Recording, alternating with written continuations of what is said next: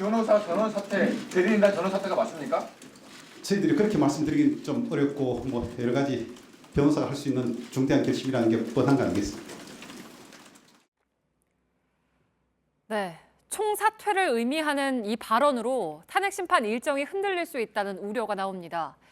대리인단이 없으면 대통령의 방어권이 사라지고 그렇게 되면 심판이 중지된다는 건데요.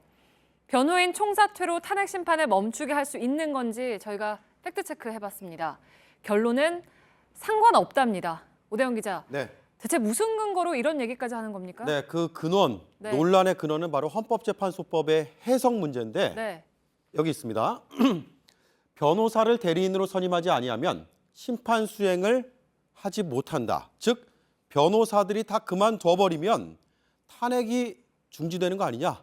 네. 심판이 중지되는 거 아니냐? 이런 논리인 거죠. 네, 이렇게 보면 아주 뭐 불가능한 것 같지는 않은데 결론은 성립되지 않는다는 거잖아요. 네, 제가 이걸요 주어를 빼고 보여드렸습니다. 네. 주어 한번 보여주시죠.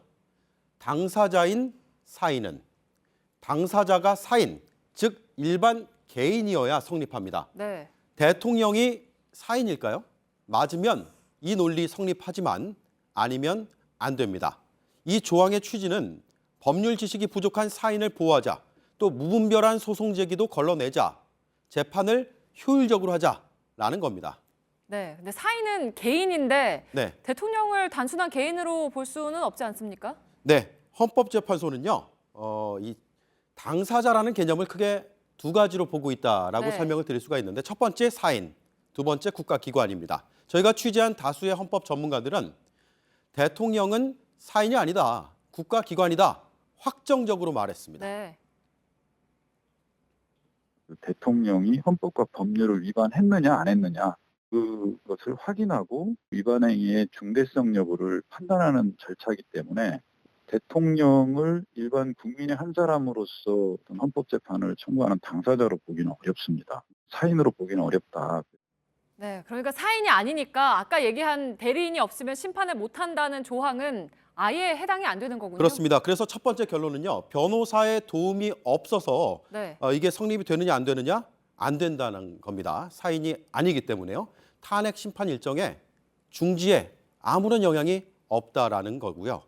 대통령이 국가기관이라는 근거는 많습니다. 제가 축약해서 보여드리겠습니다. 네. 헌법재판소 2004년 결정문인데 탄핵 심판 본질에 대해서 국가기관이 헌법 법률을 위반하는 경우에 다시 그 권한을 박탈하는 기능이라고 밝혔습니다. 국가기관.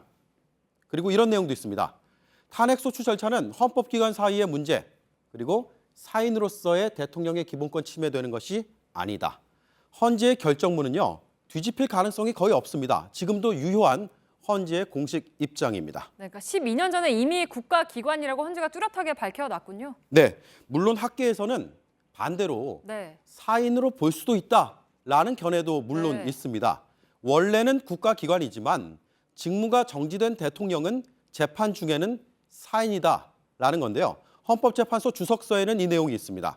직무 정지된 상태, 국가기관으로 대립한다고 관념하는 것은 무리다. 네, 그러면 대리인단이 이런 이유를 들어서 총사퇴하면 탄핵 심판이 중지될 수 있다는 논리를 말하는 걸 수도 있겠군요. 그런데요, 이것도요, 끝까지 한번 봐야 됩니다. 네. 다음 장 보여주시죠.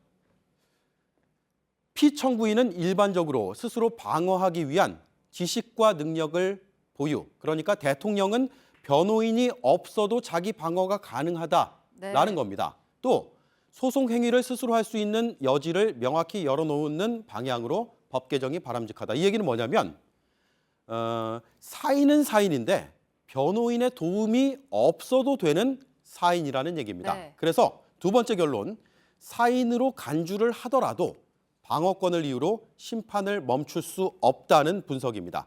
주석서에 이 내용을 직접 쓴 정태호 경희대 교수 통화해봤습니다.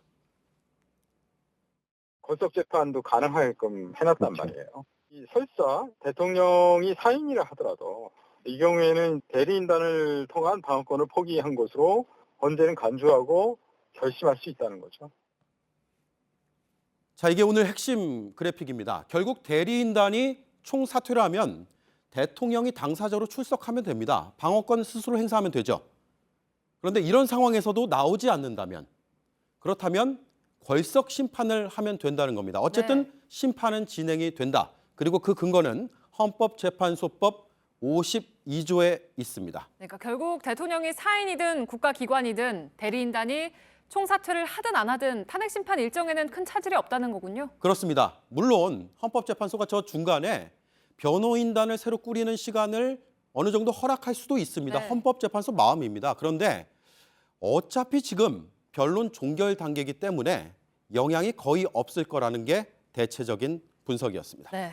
무더기로 증인을 신청하고 이번에는 총사퇴를 하겠다는 얘기까지 하고 어떻게 봐도 시간 끌기라는 분석이 나올 수밖에 없겠군요. 팩트체크 오대영 기자였습니다.